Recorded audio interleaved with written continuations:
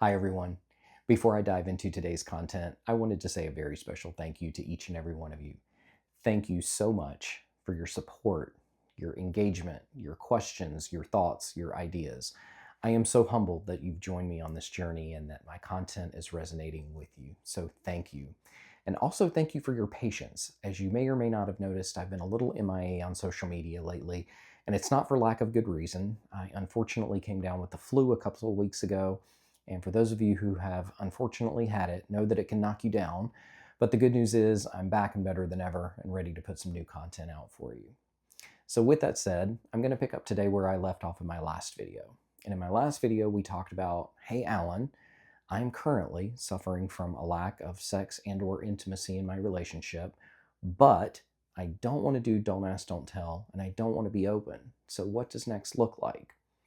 Now, the short answer is next needs to look like level setting in your relationship, having a conversation, opening that up, exploring it, talking about it, putting it out on the table so that both can have a conversation around what next needs to look like to bring intimacy and sex back into the relationship. A vast majority of the work that I do with my clients is this particular topic right here. Now, the good news is every single person can do this, but it's going to look a little bit different for each and every couple. So there's not really a one size fits all approach, but I'm going to try to give you a few pointers to help you get the ball rolling. The first and foremost is, and probably the most important, is what is it going to take to have this conversation not mirror every other conversation that you have in your relationship or those day to day conversations? What does that need to look like?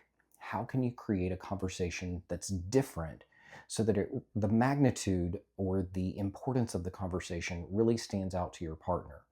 That might mean reframing the conversation, going for a walk, changing tone and demeanor from the normal conversations that you have on a day to day basis.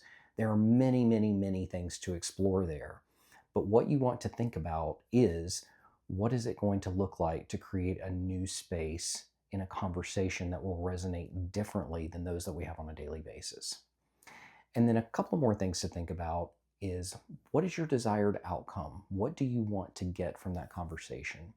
If you know that you don't want to be open and you know that you don't want to do don't ask, don't tell, then what is it that you're looking to get out of that conversation? Is it to reignite the flame? Is it to explore what the other person's looking for, what their desires are, and how they have changed? There's many, many, many different directions that you can go. So getting really clear on what you want out of the conversation is paramount before you go into it. So I hope that information helps just a little bit, at least gets the ball rolling, gets the thoughts going, flowing in your head.